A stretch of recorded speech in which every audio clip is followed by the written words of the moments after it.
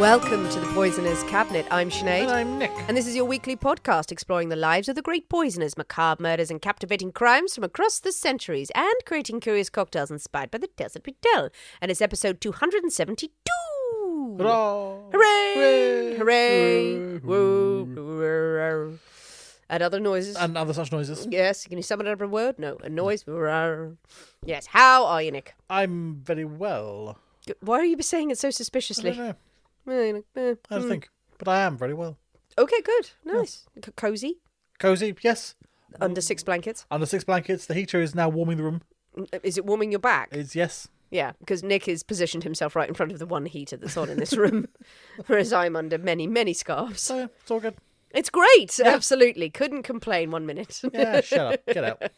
No, we've warmed ourselves up with a nice drink. That was fine. That's always helpful. Oh, good. Any poisonings this week?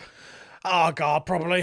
Eh. I've not really been paying attention. Nah, just careless poisoning again. Yeah, exactly. I've been a lot of Googling this week. Right, okay. I just like looking at stuff. Okay. Yeah. What? So I've not been paying attention to what's going on around me. Oh, sorry. I thought that was linked somehow to the poisoning. No. That was I've been distracted by other things. Right, okay. It was a There could be very dead odd people. sentence. Crowds of dead people all around me.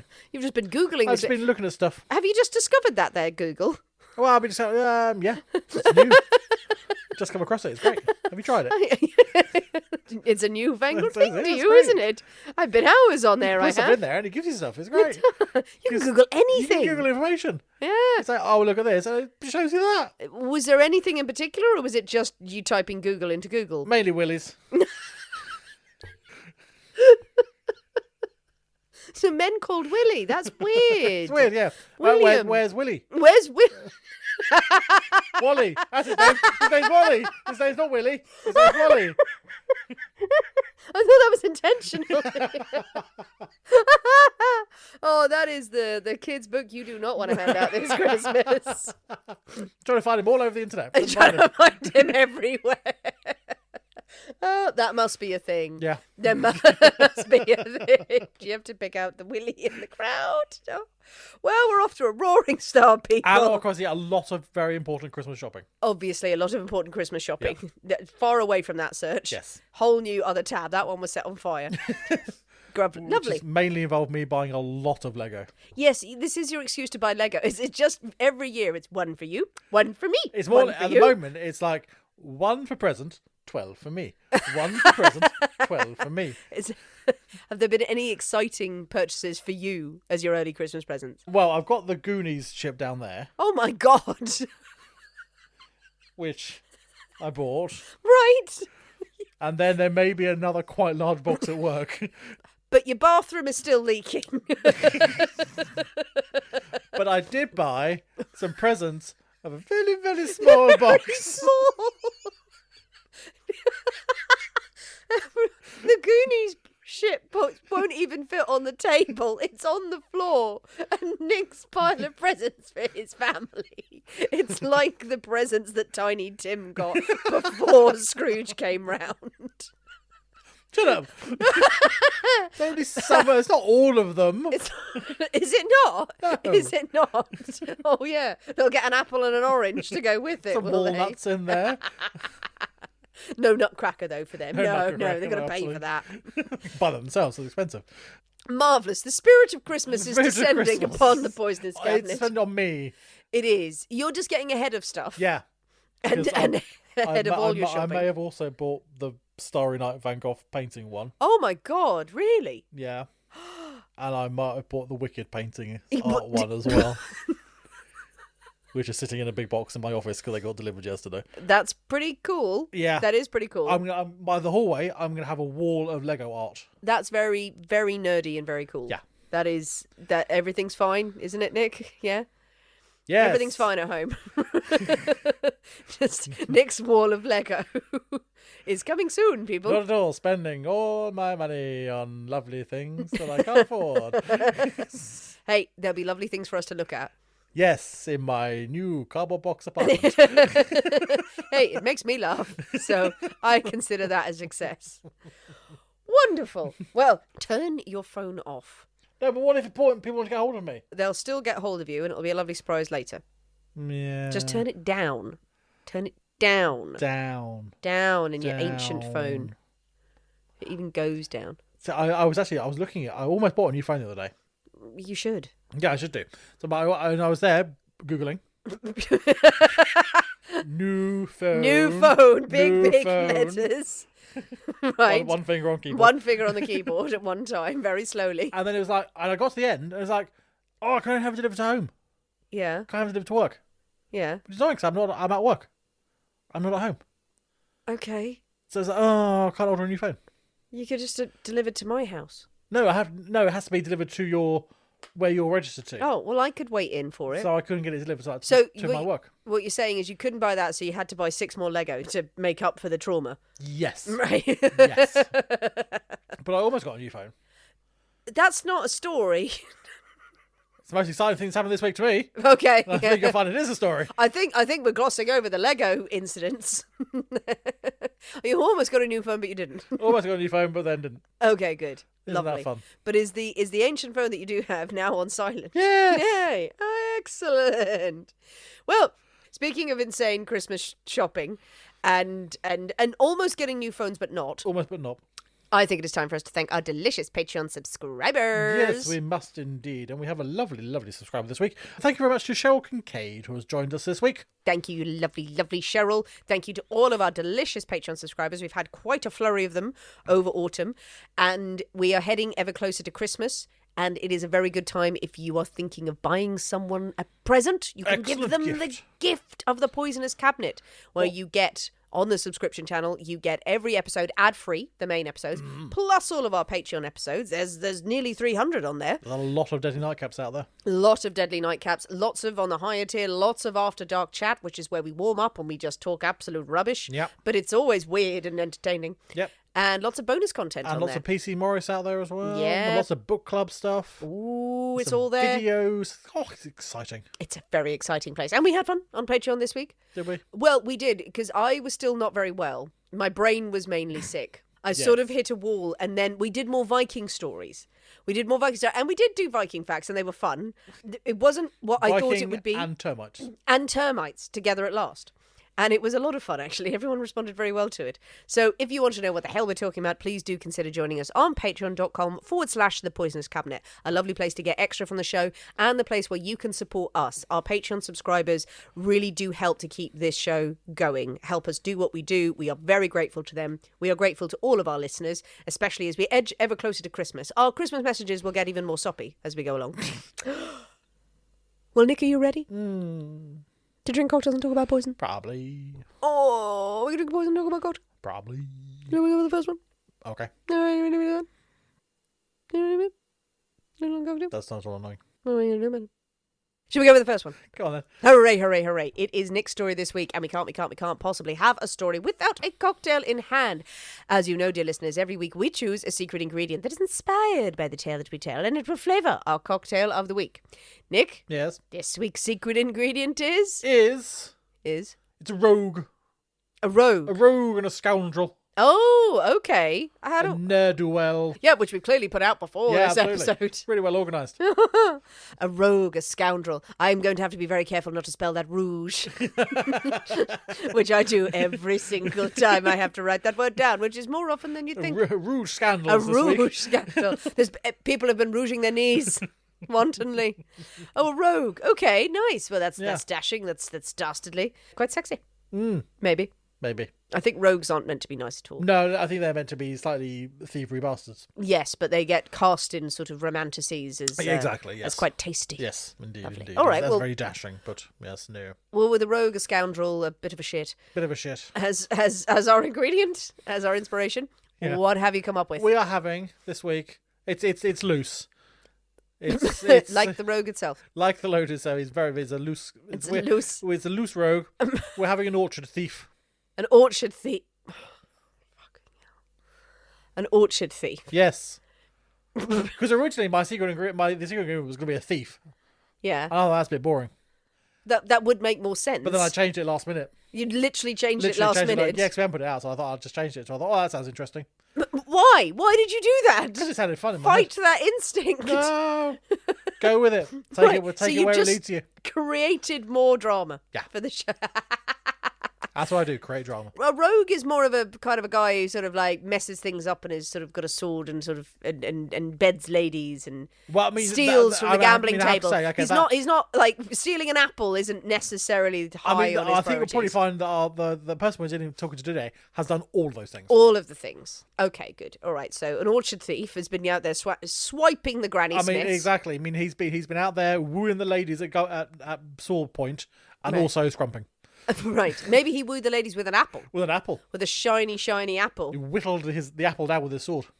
Ugh. I know, he peeled his apple with sword and sliced it. He goes, here. And just a lovely array of fresh fruit for you. He's I made there a salad. and whittling the apple, according to you, peeling it in front of a lady going, no, trust me, I can do this. I can do this. It's great. Right, it's like tying a knot with your tongue in the cherry or something like that. It's really sexy. It's really sexy. She's I got my sword. There's an apple over there. Imagine what I can do with this sword. And imagine the apple was and part of your anatomy. She's going, there's another rogue over there and he's killed someone and has money instead of just an endless supply of apples. Wonderful. I'm very excited for this. I don't know why. Well, I think it is high time for us to scrump into the poisonous cabinet kitchen and shake up a storm. So we'll see you in a minute. We'll see you in a bit.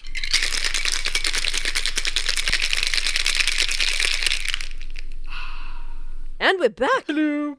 So, Nick, the orchard thief. Yes. That lovable rogue has been at the apples again. He's been out there scrumping. He's been scrumping away. Okay, so it looks... I have to actually pick it up. Sorry, I'm looking at it through the microphone. That's cold. Oh, it's quite pale. It's a pretty colour. It's a pretty colour. It's kind of a pinky. It is pink. It's like a sort of pinky sort of colour. You know what? Almost like a peach hue. Maybe he was thieving peaches from the orchard. Maybe. But peaches grow on trees, don't they? Yes. It's a peach tree. Sorry, I don't know, for some reason I just went... They grow underground. Oh, I don't know. Dig them up like Yes! potatoes.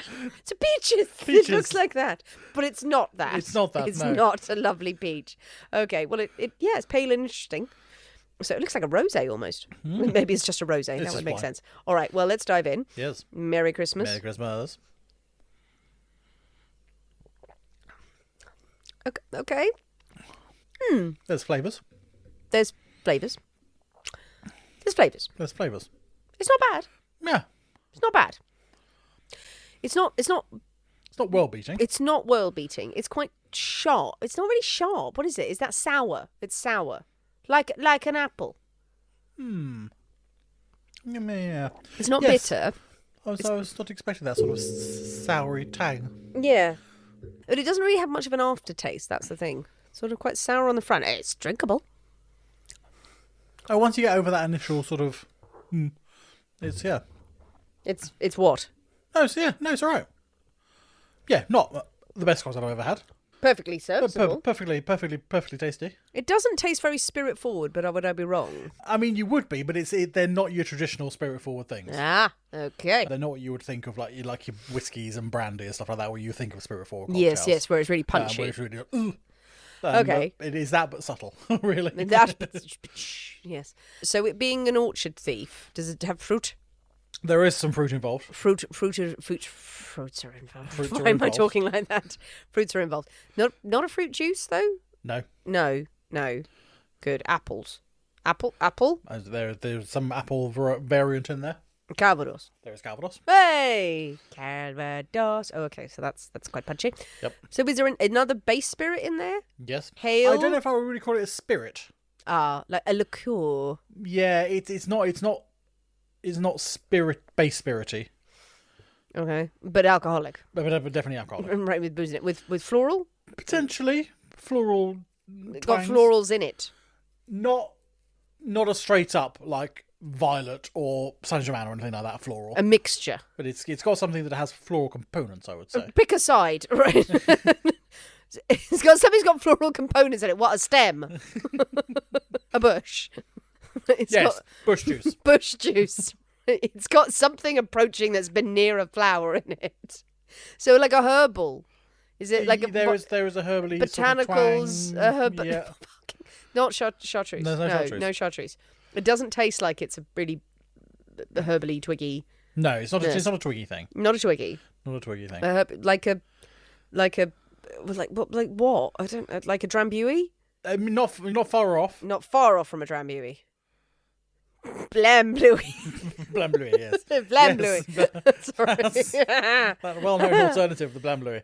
It's is there like a winey thing in There this? is a winey-like thing. Right, thank you. So It's not wine, not a but there's a vermouth, winey-like thing. like a vermouth, like a Vermouth, white yeah. vermouth. Yeah, try vermouth. Right, that's the acrid taste Yep. that I don't like. And another sort of winey thing, which is the main thing. A winey sort of thing. Yeah, a winey sort of thing. Oh God, what am I not thinking of here? A grape-based, Grape-based. wine-based, grape-based. Suze. No. No, that's Which is not grape-based. no. That's why I was testing you. Oh, I feel like I know this. Marsala. Like you're in the like right... a sherry, like yes, a sherry yes. kind of. Yes. You're in the right neck of the woods. Yeah, Sherry. it's a Fino sherry. Yay! I got there eventually. Yes, with a lot of hints. All right, anything else? Yes, two other things. Two other things. Oh, fucking hell, we'll be here all night. More fruit. More fruit. Orange. Think orchardy. Go major orchard. Apples. We've said apples. What else grows in an orchard? Pears. Pears. Oh, apples poire. and pears. Yep. Poire William. Yep. Some apples and pear liqueur. Apples and pears. And Apples a and stairs. pears and some stairs. Up some stairs. And then the last thing. The last thing. What's the last thing? The last thing is slightly herbally, botanically. Benedictine. Yes. Hey! Every time I don't know, I say Benedictine, and sometimes it's right. I didn't do badly there. You did quite badly. I said things I didn't need you to tell me. I got there I think if with I a hadn't lot of told you, encouragement. we would have been there here a lot longer. Yes, I know. It'd be like you looking for Where's Willie. Okay, well, with all that, that's a lot going on there. There's five ingredients going on. That one. It isn't bad at all. It's not bad. It's not. It's perfectly. It doesn't have much of an serviceable. aftertaste. It tastes like a weird wine, but not. Yeah, It's fine. It's a bit. fine. I'm going to drink it. I will drink it. It's a bit nothingy, But I must say. it's not one that I'm going to run to make again. Yeah, too many ingredients, not enough good ones, maybe. Put that on the review. Too many ingredients, not enough ingredients. Not enough good ones, though. There are too many ingredients, too many notes. Too many notes. That's it, Mr. Mozart. Well, with the orchard thief firmishly in hand, you come out of the orchard, you naughty man. Is it time for a story, Nick? It's definitely time for a story. Yay! It is definitely time for a story. Okay. And it's a story that I'm surprised we haven't done before, which means we probably could have done, and I haven't noticed. But I did Google it. You did check. I did check. Did you wait? Whoa! Did you check it on Patreon? I checked it on Patreon. You searched it on that. You didn't just Google it. I just Google it. And some stuff came up. Because you understand how Google works. I did start now. writing about a page of another one, and then I realised we had done it before. So this is the story of an 18th century visionary. A visionary of Eugène-François Vidocq. No. So he is widely regarded as the first detective in France. Ooh. And as the father of modern criminal investigation. The daddy? Yep. His Hey. skills in catching criminals led him to be appointed the first director of France's then newly created criminal investigation agency, the Sûreté Nationale. Yeah. Yep. And he was the first chap to organise, sort of keep standardised records of people who've interviewed, suspects he's encountered, things like that, things with just descriptions. He kept them on little file cards and things, so he could refer back to in future cases. So first person to sort of create a database of criminals. He introduced the use of ballistics into criminal investigation, and he was the first person to make use of plaster casts, so footprints and shoe prints, which you see a lot in the which in the you see now an detective awful novels. lot. It's everywhere. It's everywhere now, but he was the first chap to do it. So yeah, I mean, after his time as sort of the leader of the Sûreté Nationale, he went on to establish the first modern private detective agency. So yes, there's a man who did a lot of firsts. Did a lot of shit. He did a lot of shit. And when he was asked, what do you ascribe your success to? He boiled it down to really much a single simple statement, a single principle, which was, in order to catch a criminal, you have to be able to think like a criminal. Oh, we've heard that. That's a famous line. That's a famous line, absolutely. Yes. But this is exactly what he believed. And that was incredibly lucky. Because until the age of 35, he spent most of his life in prison or on the run from the law. Right. That's an absolute bastard. Right. So because he'd lived that life, he could catch the criminals. He turned sides. He turned sides, indeed. So, yes. But every time I hear that phrase, I just think of all of the parodies of like in The Simpsons. To find Flanders, I have to think like Flanders. I'm a big stupid moron. The Springfield River. Okay, like it. But yeah, that is something that's gone into all the detective novels and everything. You must think like the criminal. Think like the criminal. Where would I go? What would I do? Who would I kill? Yeah. So Eugene. He was Stop born... saying it like that. Eugene. He doesn't even say it like that. No one does. Not even the mad French people. They're like, no, he's taking it a bit far. Okay.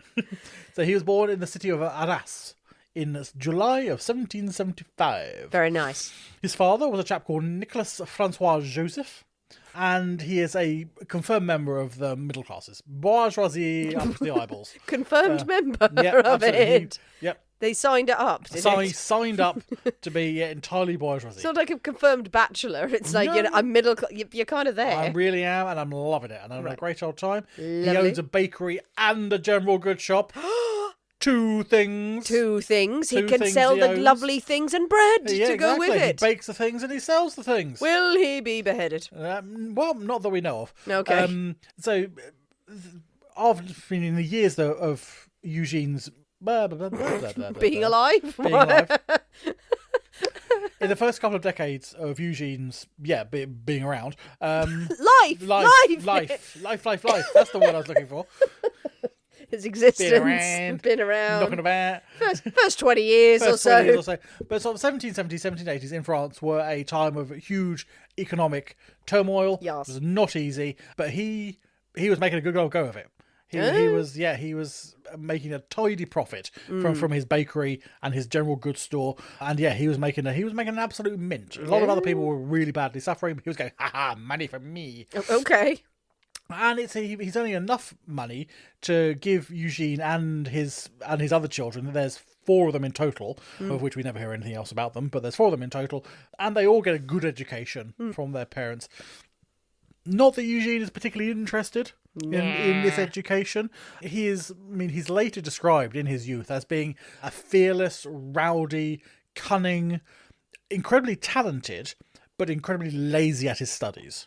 Not interested in his books. Oh, he sounds sexy. Whatsoever.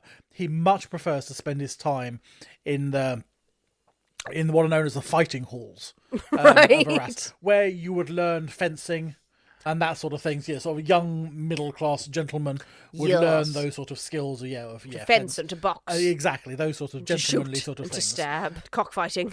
so he much preferred to spend his time there than he would do studying books. Who needs books? Well, I guess it must be like a big gentleman's kind of boys sports club, exactly. isn't The big boys sports club, and that's much more fun. Little bets on the side there. And he earns a reputation as quite a formidable fencer.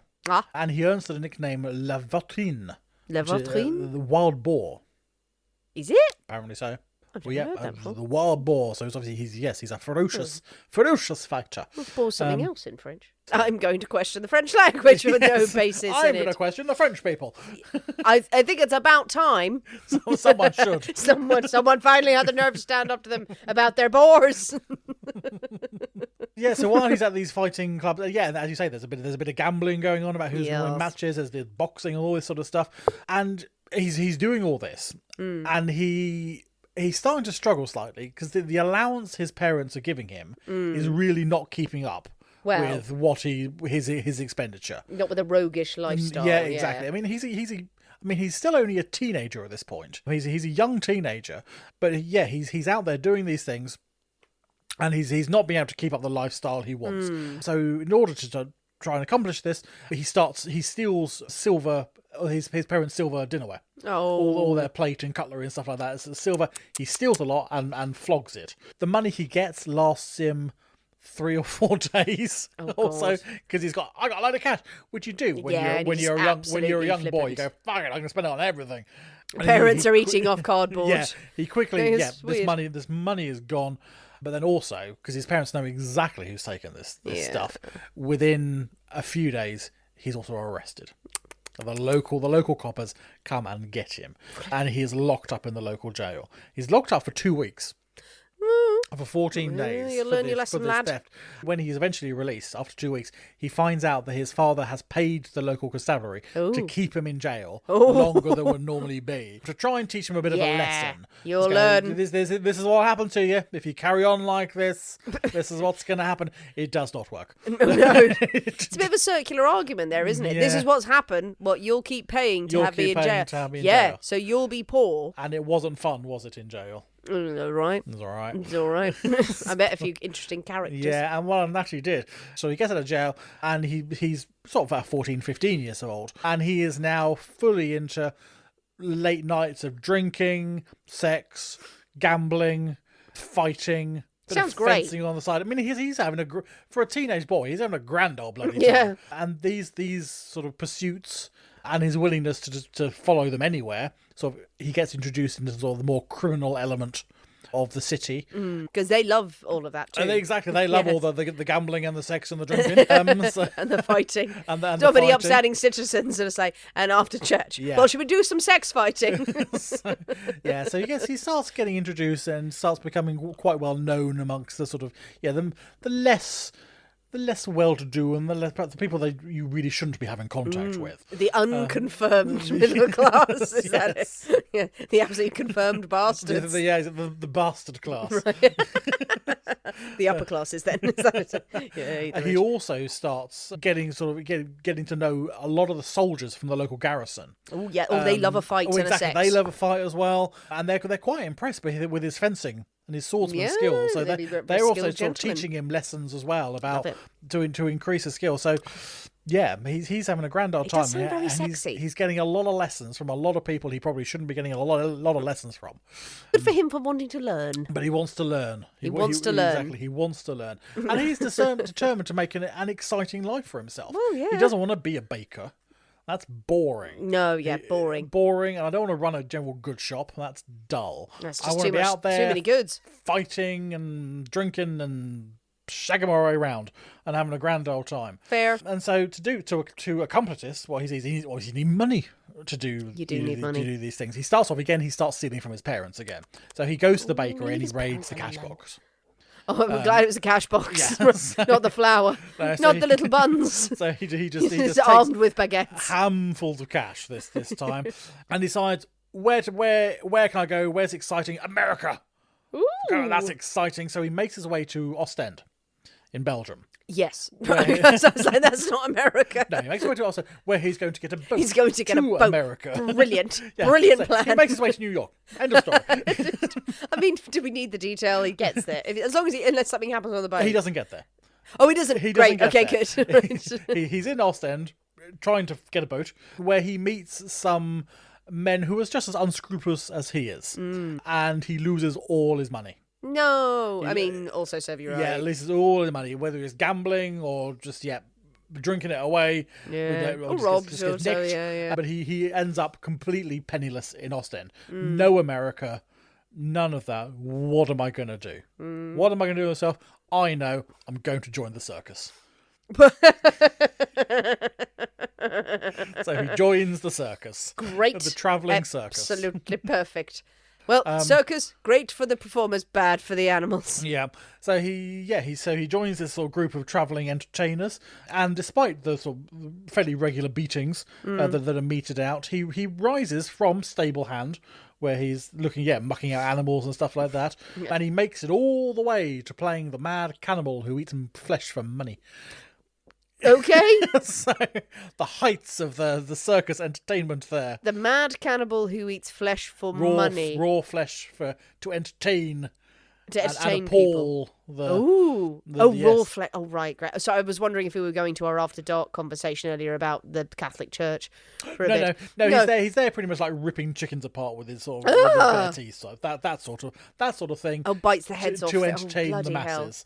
Nothing like some animal cruelty. Nothing like some animals. Exactly. Some lovely cannibalism. Oh gosh, like for that. But I mean, that starts to sort of. That loses its appeal quite swiftly. When did it have appeal? For him. When? It's like, when? Oh yeah, absolutely. That's more money, you get paid more, so I can go out and have more sex and drink more. Okay. Yeah, I know the money, but still, like, he's suddenly there, soon- his 5th chicken of the day, going, and it's like, there may be a better way to there- earn cash. He decides there's a better way to earn cash. So he joins up with some puppeteers.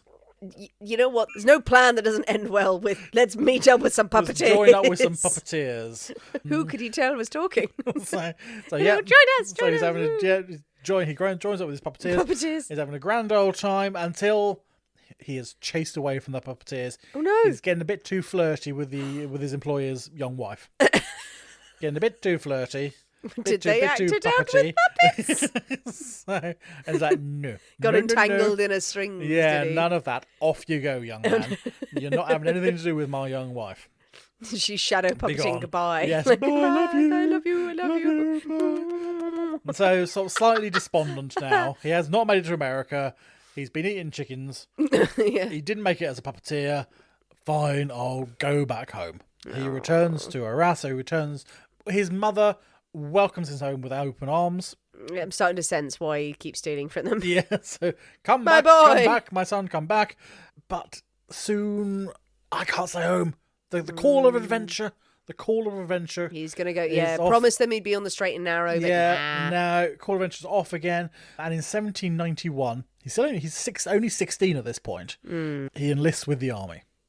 That's where adventure is. It is travel, square meals, Fighting, lots of drinking, lots of drinking, lots of sex if you're lots not of fussy. sex. Exactly. So yeah, join the army. Now, and he does. I mean, this is the time where this sort of Is he in the French Foreign Legion, or is he no? He's in the national. He's in the French, because the time you've got. Yeah, because what year are we in now? Yeah, so you are the time of Napoleon. So you're in that time where Oh you've no! got Don't do that, mate. Emperor Napoleon. Oh. So yeah, so he's fighting against European countries who are trying to get the monarchy re-established. So this is Napoleon the First, the Emperor Napoleon. Oh, it's not Bonaparte. It's not Bonaparte. He comes a bit later. But he fights in several battles against European powers who want to restore the monarchy in France. But yeah, so, and he fights well, and he distinguishes himself in battle. He absolutely is a skilled swordsman. And unfortunately, he doesn't sort of contain it to battle situations. His fondness for swordplay has him challenging anyone and everyone to a duel, really. I challenge you to a duel. Why? I don't like the cut of your jib. Duel. Duel. You've got a silly hat. Duel. Stay away from Napoleon's then. Incredibly spurious reasons. Yeah. In 6 months, he fights 15 duels. Oh, God. And kills 2 men. So while in the army. And the army are going, can you stop killing our own men?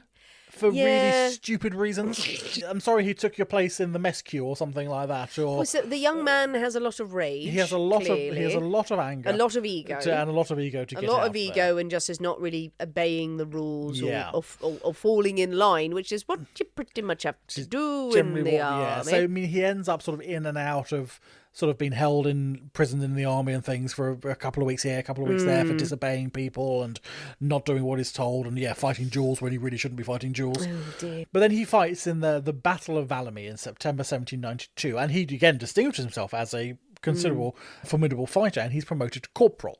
But during his promotion ceremony, he challenges a senior officer to a duel. Oh, God.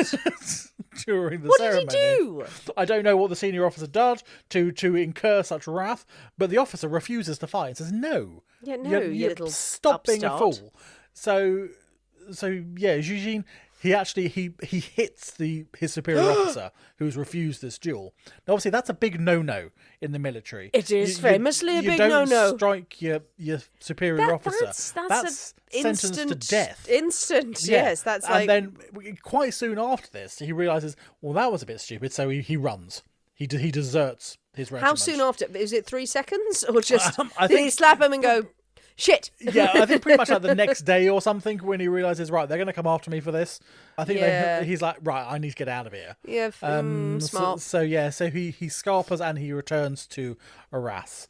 So he's 18 when he gets back to the city, and He doesn't go back to his parents. He tries to make his own way in the city, and he swiftly develops a reputation as a bit of a womanizer. Yeah. He uses his tales of daring do and such like in the army, but many of his seductions frequently end in duels. Oh, okay. With men he's sort of cuckolded, of husbands and things. So yeah, he gets a lot of joy, and he earns himself 2 years in prison for these various dueling and stabbing of husbands, which doesn't go down well. It's what happens. Yes, such things happen. He gets released from prison. Oh, let's go back to the army. Let's go back to the army. See if I have any better luck this time. I get to fight people. He's an angry man, isn't he? He does no better than last time. Again, with 6 months, he's deserted again. Yeah. This time, he ends up in Brussels. Oh, godless. He ends up in the slums of Brussels. Ooh. Now, Brussels at this point is a bit of a hotbed of criminal vice and nastiness, and he's having a grand old time there. Yes, it's like pirate ships sailing down the little canals. Yeah. So, I mean, he uses his charms and his wits to sort of. So he basically survives on lots of small-time frauds and cons and things to make his money to pay for his drink and his women that he's after. But one day he's apprehended by the police. Mm-hmm. But as a deserter, he's got no papers. Because he's a deserter from, so he's got no identification on him. And he claims to be a Monsieur Rousseau from Lille. Ooh. But he's got nothing to prove this, so the police go, okay. Well, he says, well, if you contact Lille, they'll tell you who I am. So the police go, okay. So while they are trying to confirm his identity, again he buggers off. It's quite nice at the time going, no, please just look it up. Okay, we're going over here. Don't move. Don't move. I definitely won't. I'm definitely going to run away. So he runs out of Brussels. March 1795, he is in Paris. He is still posing as Monsieur Rousseau, and he is squandering what little money he has on women and drink, and soon he is penniless once again. He heads north and he joins up with a group of gypsies from Bohemia. Nice. Who are travelling around the place, and one of their great schemes they've got going is that they lightly poison cattle. Oh. Only lightly, and then they offer the farmer a cure. Oh, for bloody hell! For of course for a small fee. We happen to be passing. We saw your cattle in the field. We're quite poorly. I've got a marvellous cure for cattle. It's very, very cheap. It's very, very, very cheap. He's not so keen on the poisoning. No. He's not so keen on the poisoning. Is that where he draws the line? Yeah, somehow? so apparently it's a bit too risky for his liking. He likes a bit of fraud, a bit of conning, a bit of pickpocketing, a bit of thievery, steal some apples, that sort of thing. But poisoning is a step too far. So he decides to leave the band of gypsies, and he moves to Lille, where he meets and falls in love with Francine Longuet. Oh. It's a lovely time. He and Francine devoted to each other. Aww. He's absolutely convinced that Francine is the love of his life. He says she at every moment made me protestations of fidelity, which did not, however, present her for giving private interviews to a captain of engineers. Right, so she gave private interviews to a captain of engineers. To a captain of the engineers. The engineers. Yes, while protesting fidelity to... I am faithful to you anyway. Please, I must interview this captain. Tell me about your engineers. Tell me about the pistons. Private interviews is a wonderful way of saying it, isn't it? Private interviews. Yes. I like it. Eugene caught the pair in a hotel room. Interviewing. She had pen and paper, naked. He gives them both a good beating. Oh dear. Which is less good for this. But he is also sentenced to 3 months in jail for this assault. In jail, Francine comes to visit him in jail, so she does try and sort of mend some fences. But in jail, he befriends a group of inmates. A chap called Botel, Gruard, and Herbeau. Yeah. Botrel, he's been incarcerated for 6 years for theft of some gardening tools. Heaven forbid. Right. 6 years for gardening tools. I mean, they might have been very good tools. Gold-plated gardening tools. Oh, sometimes you get those good shears that just cut through anything. Absolutely. So that's what he did. But then suddenly, one day, he was released years ahead of schedule. Oh, yeah. And it raises some questions. Well, how did he get out? How did he get out? And the local inspector of the police is going, well, how the hell did he get out? He was meant to be locked up for years yet. Yeah. So the inspector goes into the prison and he questions Doc Grard and Herbeau do you know anything? How did this release occur? Yeah. What happened? When he questions Eugene claims that one evening, not long before the release, the two other men, Girard and Herbeau, had asked Eugene if they could use his cell to write something private. Apparently the common room was too noisy, and as an ex-soldier, Eugene got his own room in the prison. So can we use your room to do some private things? Do private things. And he said, yes, absolutely. Private gentleman things. The implication that they had somehow forged his release documents, where they were creating these forged documents. When Girard and Herbeau were questioned about this sort of accusation, they claimed the whole thing had been Eugene's idea. He was the one who did the forgery. He's the one with the education. He's the military man who knows about papers. He knows stuff he does. We don't know nothing. No, he knows how to write proper. Here. We don't know how to write at all. So they think, well, that's a good point. Yeah. These are but stupid people, stupid thieves. Eugene is an educated man. He must be the ringleader of this whole thing. All three of them are held on a charge of forgery. While waiting, he escapes 3 times. On one of them with Francine's help. Nice. Using various disguises, he manages to get his way out of prison.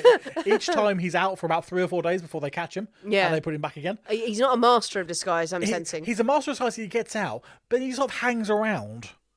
Yeah, it's probably not the brightest bulb Yeah, in it's the sort of shop, like, is he? you got out of prison, fuck off. Yeah. Run far away. But he's Run like, to the other side of the no. country. But maybe, it's just the ego. Don't just go and sit in the pub. Does he later learn this? Is that don't linger at the scene of the crime? Well, he's done it 3 times, and he's escaped 3 times. He's not learned. And been caught 3 times. He's not learned much. Eventually, he is convicted of the forgery charge.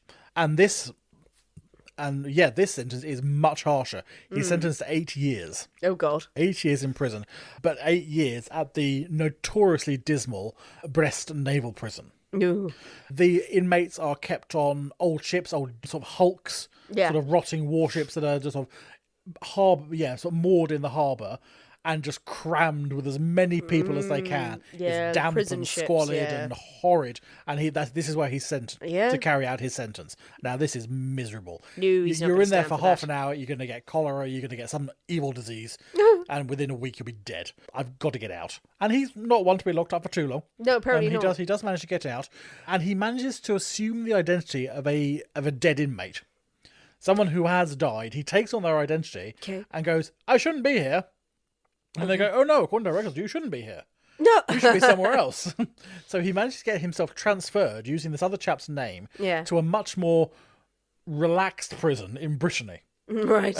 And once he's there, he fakes an illness and gets into the prison hospital.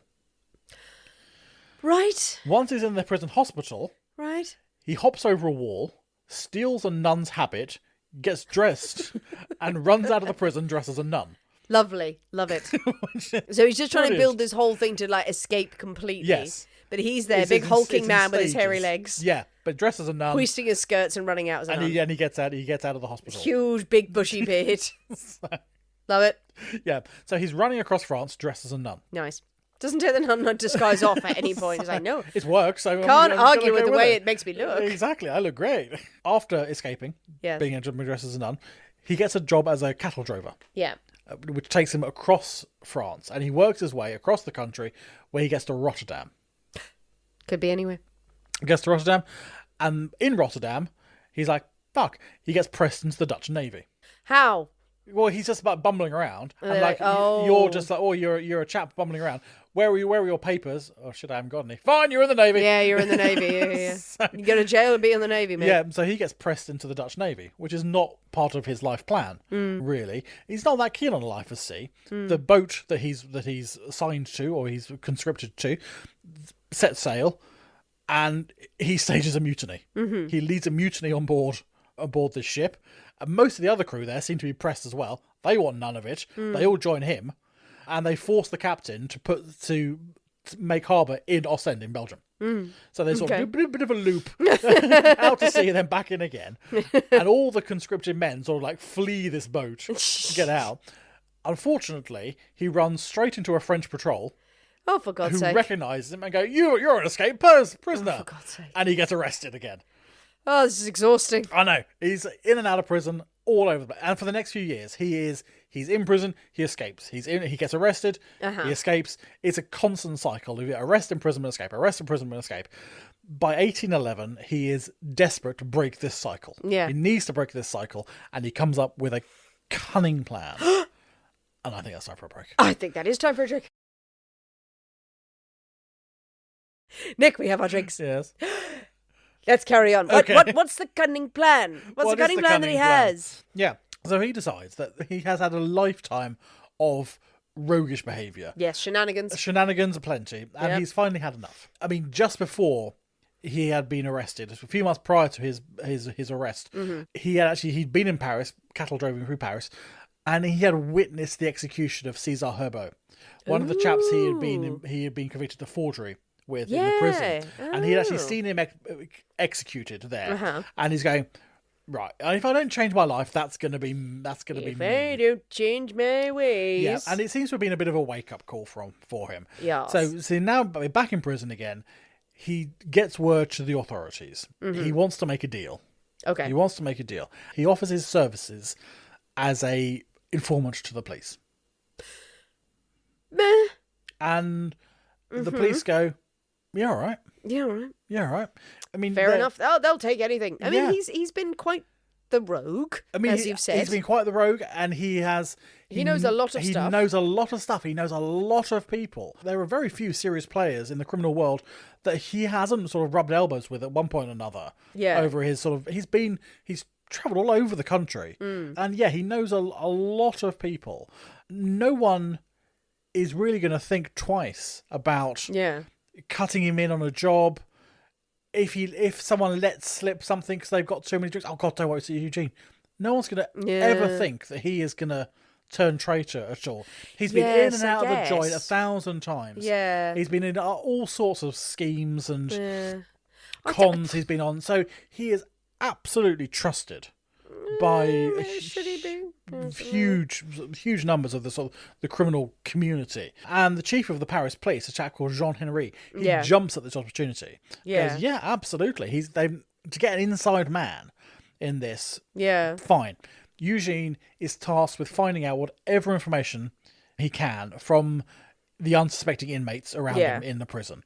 For 2 years, Eugene, from inside prison, feeds the authorities sort of identities of criminals who have perpetrated crimes that have gone unpunished, sort of the locations of hideouts, the location of caches of stolen things, who the fences are, all this sort of stuff he leaks out to the authorities. I mean, it's kind of a crazy story because given that he's been in and out of jail and he's not a master criminal, it's not like they couldn't catch him.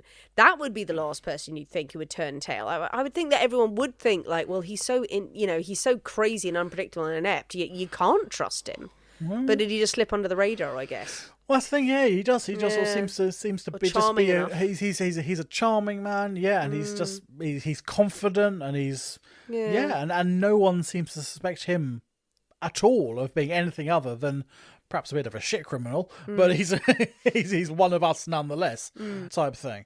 And so no one has any problem in sort of confiding with him, in prison about telling him, oh yeah, my mate John, he did that job, type thing. Yeah. But in French. Thank God you said that. Yeah. So he's giving all this information. After 21 months in prison, they start to think, well, he's been in there quite a long time now. Yeah. Is that alone going to be suspicious? So they engineer for him to be released. They make the release look like he's escaped. Yeah. So for all and sundry, he's escaped prison. Yeah. Again, he's out on the run. He's looking for somewhere to hide. All these criminal gangs in Paris, come here, we can hide you. Oh no, we can take you in. We need someone of your skills, type thing. He's a bit of a gift of the gab, type thing. Good fighter. So come on in. And so he's getting taken in. Come on in. He's taken into the confidence of a lot of these sort of Parisian criminal gangs. And again, he's feeding all this information back to the authorities. Who's doing what, when, about historic crimes that they have no idea what happened. It's like, oh, that was us. And he himself actually, quite boldly, he takes part in a lot of these crimes himself. So if someone's planning a robbery or something, he'll take part. And then once they're in a certain position, he'll actually turn around and arrest his fellow criminals, sort of thing. Yeah. So he's not shy about announcing who he is. But then those people are all locked up and they can't tell anyone. Yeah, exactly. But that's the thing, is that you can be very bold when, you've got no comeback on you. Yeah, exactly. No repercussion. He'd love that. He'd be like, it was me it was the whole me time. all along. It's all about I me. fooled you. I betrayed you. My master I'm the plan. mastermind behind it just Yes. Just just for the love of it. Like, there is a definite ego There's problem a definite there. ego thing going on. There's a thing happening. Yeah, indeed. By 1812, Eugene Vidocq, he is the head of a loosely organised unit known as the Security Brigade. Right. It's like a plainclothes brigade made up pretty much entirely of ex-cons that he sort of handpicked. Yeah. They are people who are intimately familiar with the vagaries and subtleties of the Parisian sort of underworld. They know exactly who's what, who's who, what's going on where, and all this sort of stuff. And they know exactly where to strike, what to say, and to just make these huge busts. Yeah. And make these huge arrests and make quite a name for himself. And at the same time, while this is going on, he is actually sort of making huge strides in actual detective work as well. So sort of rudimentary sort of crime scene investigation. So he's the one who's starting to sort of build that to come up with these ideas, which really doesn't seem to sort of follow with his sort of ego fighty sort of not learned sort of way. But he's coming up. He's just, I suppose, just naturally criminally minded. That he's coming up with these ideas of how to catch people, and so he's coming up with these new plans that everyone's going, well, that's a great idea. What do you think of that? And the unit expands again and again and again, and it becomes so successful that Napoleon himself gets wind of it, and he's actually quite impressed with the success that they're having and the inventiveness of the unit about how they're going about things. That he signs a decree that turns the Security Brigade into the State Security Police Force, with Eugene Vidocq as the leader of this state security force, the Sûreté Nationale. Okay. So he is now in charge of a major part of the police force. If he's getting stuff done. Because he's getting stuff done, absolutely. But at what cost? He's still a criminal. He's still a criminal. he's still a criminal. And this is still. But he's getting results. He's getting results. I guess. I say the department is hugely successful. Yeah. In 1823, there's one case where Vidocq and several of his agents, they get wind that a certain gang is going to attack. There's a sort of fleet of stagecoaches that'll be travelling, which are going to have a lot of money on board and things, and they know this certain gang are going to attempt to rob these coaches. Yeah. He gets wind of this. He and his men sort of like hide themselves in the coaches, and when this gang strike, there is a massive firefight sort of in the streets of Paris, but then they are victorious, and they take down a considerably gang of Parisian thugs, all arrested, and from that he becomes something of a minor celebrity, because now he's starting getting written about in the papers and stuff like that about this criminal mastermind who was turning the tables on the underworld, and is cleaning up the streets of Paris and all this sort of stuff. It's very bombastic, I suppose. It's very print worthy. Yeah, absolutely, stuff. And he's loving it. Yeah, he's having a great. It's not boring time. pencil pusher stuff. No, indeed, this is real sort of the stuff of fiction and detective novels and stuff like that. If they've been written yet. If they've been written yet, but as time goes along, his sort of slightly unconventional tactics do start raising some eyebrows. The monarchy has now been restored.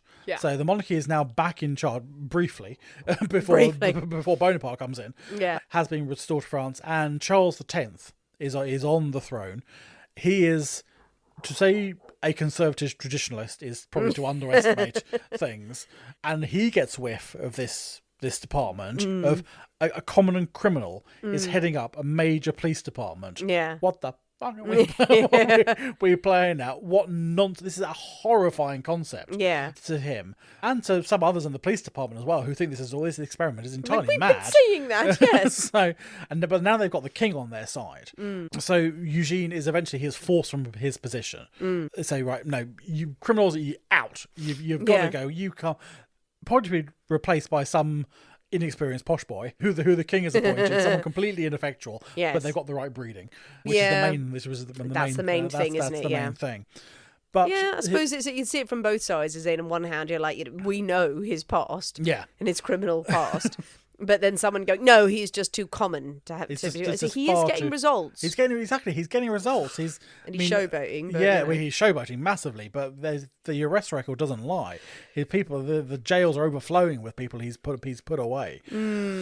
But now he's lost his position at the agency now, so he has no official position. But he is still not to be deterred from what he is now seeing as his calling. This is what he's meant to do. So he then founds the world's first modern detective agency.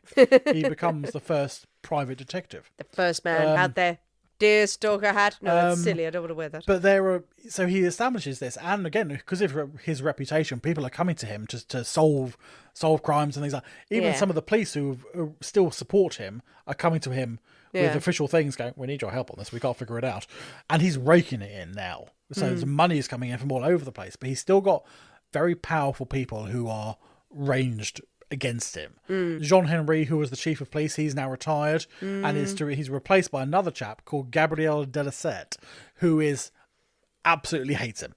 Absolutely is 100% against Eugene. He thinks this whole experiment using sort of criminals as police officers, nonsense. Absolutely bringing the whole police force into disrepute. It's a scandalous. We're rewarding criminals doing all this. The whole thing should be shut down. It makes a mockery of everything that they try to do.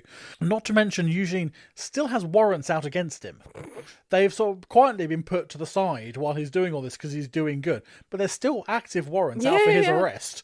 But he ate my chicken. This sort of thing. So, so the new police chief of police goes, right, we're going to get him. Yeah. And numerous times he's arrested, his offices are raided, his agents that he employs are arrested.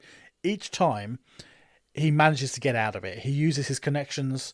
He's still got friends in high places. He uses those connections and he uses his skills to get off these charges and get released. But each arrest and each court appearance sort of chips away at his reputation. And it's in the papers. And people are less and less inclined to come to him with their issues and to give him money to resolve. He's bloody in court again. Someone else is having a go at him. And his reputation is starting to disintegrate until eventually he decides, 1848, he decides enough is enough now. He's getting on a bit. He's in his sort of 60s by that point. It's like, enough is enough. He's used enough of his own money to sort of fight these court cases. He's got precious little left. So he retires into his own little private life. I mean, in the last few years of his life, he takes on a few cases that interest him. Yeah. Sort of thing. People come to, oh, that's an interesting lockroom mystery. that's a good old sort of brain teaser. I'll come and have a look at that because it sounds fun. Does he solve them though? Well, yes. No, apparently so. Oh, he does. Yeah. He doesn't just turn up and go, out of my depth immediately. So he takes on these cases that he finds interesting, but his health starts to fail. He becomes housebound, and eventually, in 1857, he dies at home, age of 81. Wow. By himself. Long life. A long old life, and a long and varied life. But throughout this massive career, his adventures and his achievements sort of captured imaginations across France, and lots of people used him as inspiration. So Balzac wrote no need for the potty mouth. Wrote about a police detective who would come from criminal background, blah blah blah. Some people, he also inspired Poe, one of his detectives. The main one, though, that was inspired by him was Victor Hugo, dear old Les Mis. He was a massive advocate for criminal ex-convicts' rights and things like that. And he split Eugene into two characters, really. So you've got the sort of Javert, the dogged policeman with a sort of slightly abnormal knowledge of sort of criminal goings on, and Jean Valjean, the sort of the criminal forced to, out of desperation, to do what he needs to do. So, and both these characters come from Eugene Vidocq. There we go. This is the story of the crazy Frenchman. Right, the crazy Frenchman who did many amazing things. Marvelous. Oh, good story. We definitely haven't done that one. No, we definitely haven't done that one. God, he's crazy life. It's stressful. Yeah, very stressful. That story is stressful. I will say that. He was a busy chap. He was a busy chap. He ran all over the place, and the motivation behind it, like you tell a life. It's in a compressed way, but But yeah, there's a lot of going in and out of jail and not being able to give up the criminal life, not being able to move away from the areas where there are warrants against you. Yeah. I mean, in amongst all of that, he was married about 4 times. Yeah. Amongst which I didn't even cover. So yeah, I mean, time for a wedding. He had time for many weddings. And yes, and in fact, I don't sense he was a great family man. Don't think he was committed to that. But then, just going to the police and going, okay, fine, I'll be an informant, and using those skills and using those techniques to say, okay, this is what I do. Yeah, it's insight that the police simply wouldn't have. Exactly, the mind of a criminal, the mind of how underhand you'll go, or how obvious something will seem to people who've always been on the right side of the law or of a different class as well. However, it's still also thinking, like, how much of that was just, I just know who did this. Well, yeah, absolutely, because you get drunk, people say stuff. Yeah, as I just happen. It's good luck. I'm not the greatest detective in the world. It's just I'm the person who knows what's going on in this instance, not by my great deducing skills or deducting skills. Very, very possibly. Then he just attributed that to his great, my great deductive brain. No. Bob told me in the pub last night. Bob told me, and I can ask that person and they will tell me. And then he's a great showman and he's showboating his way around it. No scruples, clearly. Absolutely not.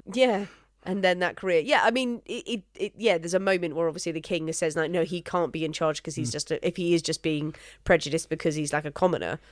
He had a point. I don't think he shouldn't have been. Then someone of the middle or upper classes would have been way better in the role, but also but he is a criminal, and he has proven it many, many times. It's not like one crime, not like Les Mis, isn't it, where Javert is like, I made a mistake once, I'm a good man really deep down, like all of the books where you've got your morally grey character, he did something wrong once but it was for a good cause. No, not this case here.